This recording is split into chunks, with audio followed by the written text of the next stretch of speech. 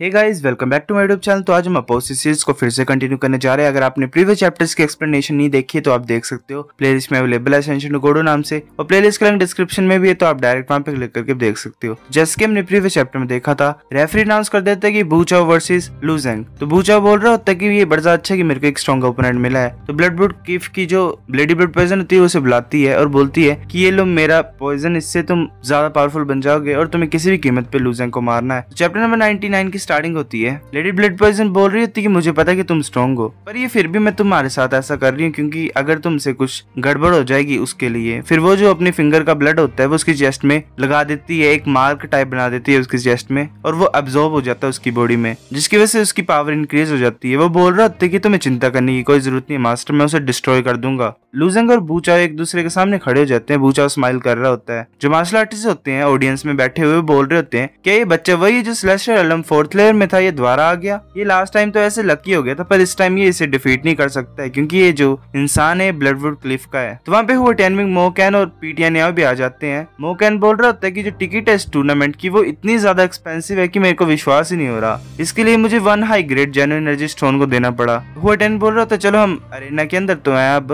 बकवास करना बंद करो। जो मैचेस है इस कंपटीशन के वो स्टार्ट हो चुके हैं। मुझे तो ये भी नहीं पता कि हमारा क्लाउड टेंपल जीत रहा है कि हार रहा है। पीटियानिया बोल रहा होता है कि जो इंसान है स्टेज के ऊपर ये ब्लडवुड कीफ का है, ये पता नहीं मुझे कि ये किसके खिलाफ फाइट कर रहा है। अभी वो टेनमिंग भी देख रहा होता है। फिर वो टेनमिंग बड़ा ज्यादा हैरान हो जाता है क्योंकि वो लू जेंग को देख लेता है। वो बोल रहा होता है ये तो लू जेंग है, लू जेंग क्या कर रहे हैं यहाँ पे। तो मोकैन बोलता है क्या लू जेंग वापस आ गया है क्या, ये भी मैच देख रहा है क्या हमारे साथ। तो पीटियानिया बोलता है कि ये सच्ची में वही है, पर वो देखने के लिए नहीं आया, पर वो फाइट कर रहा है स्टेज के ऊपर। तो मोकैन बोलता है क्या वो स्टेज के ऊपर कहाँ पे। फिर वो भी देख लेता है लू जेंग वर्सेस बू चाओ को। वो बोल रहा होता है ये तो सच है, पर ये सुसाइड नहीं है क्या, ये मरना क्यों चाहता है लू जेंग। वो टेनिंग बोल रहा होता है कि लू जेंग जो है वो इनक्रेडिबल है बड़ा ज्यादा। वो 4th layer of celestial realm में पहुंच गया 6 मंथ के कम टाइम पे भी, और अब वो इस टूर्नामेंट में पार्टिसिपेट कर रहा है। मोकैन हंसते हुए बोल रहा होता है हाँ एग्जैक्टली यही तो बात है ना, वो तुमसे बड़ा ज्यादा बेटर है, तुम उतना पहुंच नहीं सकते अगर तुम्हें कुछ साल भी दें तो भी। वो टेनिंग उसके गले के ऊपर अपनी स्वॉर्ड को रख लेता है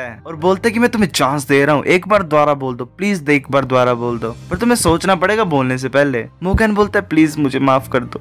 भाई बड़ा फनी सीन था भाई, ये दोनों नमूने हैं कसम से। बड़ा नमूना मोकैन है। पीटियानिया बोल रहा होता है कि ये यहाँ पे कम्पीट कैसे कर रहा है क्योंकि जो गैप है इसके और गोल्डन स्टेज के बीच में वो बड़ा ज्यादा है। वो टेनवी बोल रहा होता है कि ऐसी बातें तुम्हें बोलने की कोई जरूरत नहीं, ये मत भूलो कि जब वो स्काई रियल्म में था तो उसने सेलेस्टियल रियल्म के जो डिस्पल्स थे उन्हें भी पीटा था। अब ये सेलेस्टियल रियल्म में पहुंच गया है तो ये रीजनेबल है कि ये गोल्डन स्टेट के जो डिस्पल्स हैं और मार्शल आर्टिस्ट हैं उनसे डील कर सकता है। तो एक जो मार्शल आर्टिस्ट होता है अरेना में वो बोल रहा था क्या मतलब, क्या बात कर रहे हो तुम, वो पिछली फाइट में ऐसे लकी हुआ था और वही रीजन था जिसकी वजह से इसने गोनसुंग को मारा था, ये इस फाइट में सरवाइव नहीं कर पाएगा। वो टेन बोलता लकी, मुझे ऐसा लग रहा है कि हमने एक बड़े अच्छे मैच को मिस कर दिया है। ये जो मैच है ये मेरे को लुओ के लिए ठीक नहीं लग रहा है, इसका जो ओपोनेंट है वो ब्लडवुड क्लिफ का है जो कि इतना ज्यादा आसान नहीं होगा डील करने के लिए। तो वो मार्शल आर्टिस्ट बोलते कि मुझे पता है ये सरवाइव नहीं कर पाएगा किसी भी कीमत पे क्योंकि जो इसका ओपोनेंट है वो एक स्ट्रॉन्ग इंसान है गोल्डन स्टेट पे। वो टेन बोलता है कि हम देखेंगे इसे बाद में, मुझे पता नहीं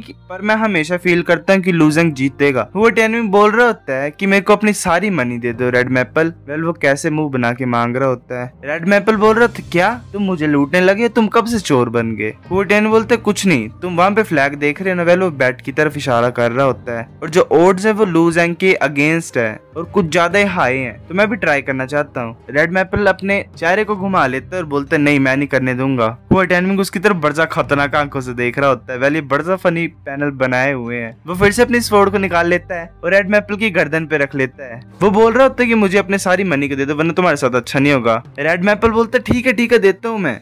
वो टेनविंग बैटिंग सेंटर पे जाता है और बोलता है कि मैं लू जेंग को विनर चूज करता हूँ। जो बू चाओ होता है वो अपने हाथ पे फायर ले आता है और बोल रहा होता है मैंने 1/3 लॉ ऑफ फायर को लर्न किया हुआ है, जल्दी मैं तुम्हें जला दूंगा और तुम्हारी बॉडी को बिल्कुल ही राख में बदल दूंगा। लू जेंग बोल रहा होता है कि तुम कुछ ज्यादा ही कॉन्फिडेंट लग रहे हो मुझे अपनी फायर से, पर ये तो छोटी सी ट्रिक है। फिर लू जेंग भी अपने हाथ पे फायर ले आता है और उसे एक व्हील टाइप में कन्वर्ट कर देता है। वो बोल रहा होता है ये तो मैं भी कर सकता हूँ। जो डिस्पल्स होते हैं और मार्शल आर्टिस्ट होते हैं वो बोल रहे होते हैं देखो ध्यान से ये जो बच्चा है इसकी तो कंप्लीट है लॉ ऑफ फायर। दूसरा बोलता है हाँ ये सच है, इसने कैसे किया। जो वर्ल्ड कमर्शियल लाइंस का होता है एक हेड, वो भी हैरान हो जाता है। वो भी सोच रहा होता है कि मैं भी लो फायर को कल्टीवेट कर रहा हूँ और इवन मैंने 30% भी मास्टर किया सेकंड लेयर का, पर मैंने पूरी तरह से फिनिश नहीं किया फर्स्ट लेयर को, क्योंकि इसका जो नॉलेज है मिडिल डोमेन में वो इनकम्प्लीट है। पर इसने इसको कम्प्लीटली मास्टर कर लिया जो फर्स्ट लेयर ऑफ फायर है। इसने कैसे किया है, वो जो हेड होता है वर्ल्ड कमर्शियल लाइंस का, वो अपने भाई से पूछता है कि तुमने तो बोला था कि ये सिर्फ एक रूइन मास्टर है, तो ये इतना ज्यादा अच्छा कैसे लो फायर में। तो वो दूसरा कुछ बोल नहीं पा रहा होता है। निंग भी सोच रही होती है कि जो लूजेंग है वो तो बड़ा ज्यादा अनप्रिडिक्टेबल है, कोई पता नहीं लगा सकता है कि ये क्या कर जाएगा मिनट में ही। मैं इसको एक बड़ा ज्यादा अच्छी ट्रेनिंग देने वाली थी जब मैंने इसकी जो परफॉर्मेंस देखी रोड ऑफ ट्रायल में, पर ये जल्दी से भाग गया रूइंस को लर्न करने के लिए एकदम से ही। और जब ये वापस आया तो ये बॉडी कल्टीवेशन को कर रहा था और अब इसे लो फायर भी पता है। फिर वो बोलती नहीं रुको 2 मिनट, ये सच है कि जो लो फायर है वो मिडिल डोमेन में नहीं है, तो इसने पक्का ही अपर डोमेन में लर्न किया है। बूचा बोल रहा होता है कि ऐसे तो तुमने इसे कम्प्लीटली मास्टर किया लो फायर को, पर तुम फिर भी मेरे द्वारा मारे जाओगे। फिर वो अपनी स्वॉर्ड को निकाल लेता है और उसे अपने ओरा से कवर कर लेता है। फिर लूजेंग की तरफ वो अपना एक अटैक यूज करता है, ब्लड फ्लेम चोप। उसकी स्वॉर्ड और लूजेंग के जो फायर का सर्कल होता है उस दोनों का कोलिजन होता है और जो ओरा होता है उसकी स्वॉर्ड का वो एकदम से गायब हो जाता है। चूजी बोल रहा होता है ये तो कंप्लीट फॉर्म है लो फायर की। ये जो यंग मैन है ये बड़ा ज्यादा इंटरेस्टिंग और मेरे को ये फैमिलियर लग रहा है। चूयन बोल रहा होता है कि तुम मिडिल डोमेन में नहीं आए हो इतने टाइम के लिए और यहाँ पे नहीं थे, तो तुम कैसे बोल सकते हो कि तुमने इस बच्चे को कहीं पे देखा हुआ है। मैं ये बोलना चाहता हूँ कि ये तो सिर्फ बच्चा है, एक अपने टीन्स में है। तो चूजी बोलता है नहीं, मुझे ऐसा लगता है कि मैं कहीं पे मिला हूँ इससे, पर मुझे याद नहीं आ रहा कहाँ। वो सोच रहा होता है तो चूयन बोलता है कि डैड तुम्हें चिंता करने की कोई जरूरत नहीं है और इसे याद करने की कोई जरूरत नहीं है। तो चूजी बोलता है क्यों। तो चूयन बोलता है क्योंकि मैं इसे डिफीट कर दूंगा जो भी यहाँ पे टैलेंट्स है हर एक सेक्ट के, और अकेला ऐसा बनूंगा जिसको सभी याद करेंगे। चूजी बोलता है ये अच्छी बात है, मैं तुम्हारे ऊपर बड़ा ज्यादा प्राउड हूँ। जो फायर व्हील होता है वो उसकी तरफ आ रहा होता है, बूचाओ की तरफ। बूचाओ पीछे की तरफ भाग रहा होता है और वो अपनी स्वॉर्ड को दोबारा ओरा से कवर करता है। वो सोच रहा होता है क्या मेरे ब्लड फ्लेम इस लो फायर के व्हील ने रिस्ट्रेन कर दी, अगर ऐसा तो मेरे को अब यही करना पड़ेगा। फिर वो अपनी जो टंग होता है उसको बाइट कर लेता है जिससे ब्लड निकलता है और उसे अपनी स्वॉर्ड पे वो डाल देता है। फिर वो दोबारा अटैक यूज करता है अपना ब्लड फ्लेम चोप और लूजेंग की तरफ स्लाइस करता है। लूजेंग सोच रहा होता है कि यहाँ पे पक्का कोई वीकनेस होगी। लूजेंग आगे की तरफ बढ़ रहा होता है। बूचा सोच रहा होता है तो कुछ ज्यादा फास्ट है। फिर लूजेंग उसे पंच मारने लगता है और बड़ा ज्यादा पंचेस मारता है उसे। जो बूचा होता है उसकी बॉडी में बड़ा ज्यादा निशान पड़ गए होते हैं पंचेस के और वो वहीं पे बेहोश हो जाता है और नीचे गिर जाता है। रेफरी अनाउंस कर देता है कि जो विनर है वो लूजेंग है। वो अटेंडिंग बोल रहा होता है कि लूजेंग जीत गया है। ये बड़ा ज्यादा सरप्राइजिंग है कि इसने लो फायर को मास्टर कर लिया, ये तो बड़ा ज्यादा अच्छा है। रेड मैपल सोच रहा होता है थैंक गुडनेस लूजेंग जीत गया, वरना मैं तो गरीब हो जाता। पीटीएन ने बोल रहा होता है कि मैं ये सोच रहा हूँ कि ये चैंपियन बनने के लिए आया है, मुझे ऐसा भी लग रहा है कि ये टॉप 10 में तो आ ही जाएगा। फिर लूजेंग द्वारा बॉक्स के पास जाता और वो अपना हाथ डाल देता है उस बॉक्स के अंदर और एक स्लिप को बाहर निकालता और वेल वो चैलेंज स्लिप होती है। लूजेंग सोच रहे होते तो बड़ा अच्छा है, अब मेरे पास ये है तो इसका मतलब मैं सीमी योंगलिंग को चैलेंज कर सकता हूँ। लूजेंग सीमी योंगलिंग की तरफ देख रहा होता है। वो सोच रहा होता है पर अगर ऐसा करूंगा मैं तो मेरे इंटेंशंस रिवील हो जाएंगे,